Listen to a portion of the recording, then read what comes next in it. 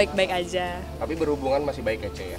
Masih baik-baik aja, masih silaturahmi juga semuanya. Lebaran aja masih yang kayak aku sempet diundang ke rumah dia, sempet datang. Sudah tidak ya, Ce ya? Intinya semua baik-baik aja lah gitu, nggak mau ngomong kayak gimana lagi. Apa namanya, dari kemarin selama bulan puasa kan belum sempat ketemuan gitu. Jadi karena apa namanya, belum sempat keluar kota juga pas segala macam ya, pas lebaran lah, pas aku open house juga kan kebetulan pertama kali gitu. Dan ya alhamdulillah belum datang juga sama mamanya. Kipo banget deh kakak. Mengantri ya.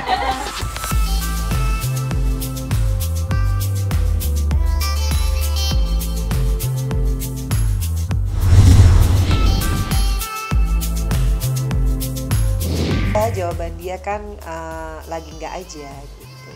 Sekarang Feral tuh beda sih ya, karena Feral tuh sekarang dia sejak yang dia bisa cari uang sendiri kan dia memutuskan apa-apa sendiri gitu. Jadi aku juga kalau dia lagi nggak mau cerita panjang juga nggak mau terlalu kepo gimana. Oh ya udah.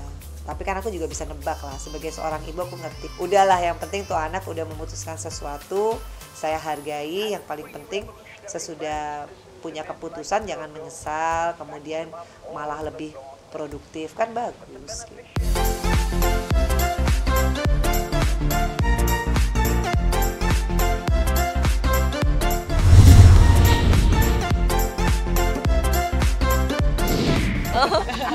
Sebenarnya kan dari kapan atau enggaknya itu semua kayak kembali ke pribadi masing-masing sih, ya kan. Jadi ya aku pasti sangat menghargai banget orang-orang yang mensupport kita dan tetap mendoakan yang terbaik. Masalah waktu atau apa, itu semua orang punya alasan masing-masing.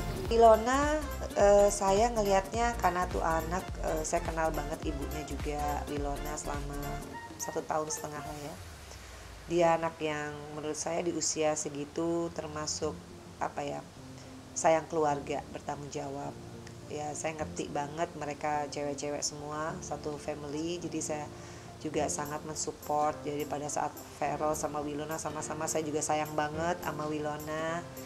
Kemana saya pergi, oleh-olehnya tuh lengkap tuh, Wilona, Aisyah, Atala, Feral, Fania. Jadi the whole package. Ya yang terbaik aja, karena sekali lagi kita nggak pernah tahu, siapa tahu sekarang putus bisa nyambung lagi, atau nanti mungkin ketemu jodohnya masing-masing, kan kita nggak pernah tahu ya.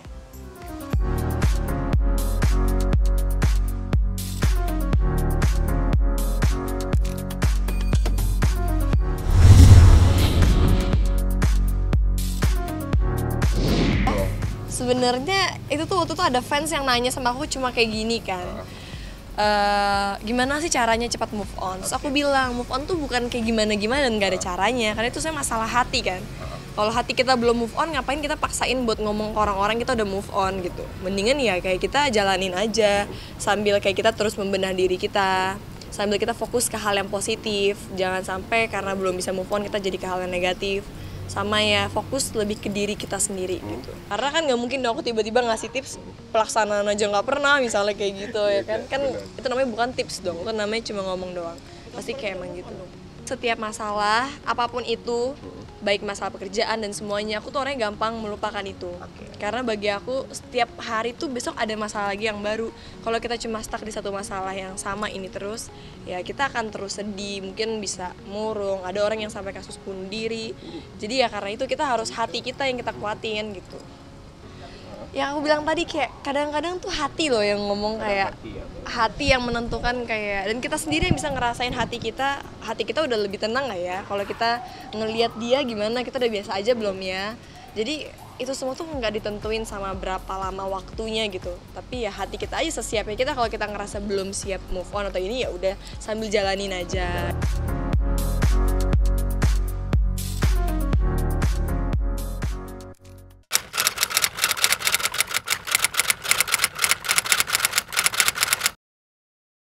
Jadi jangan lupa untuk subscribe Cumi Cumi.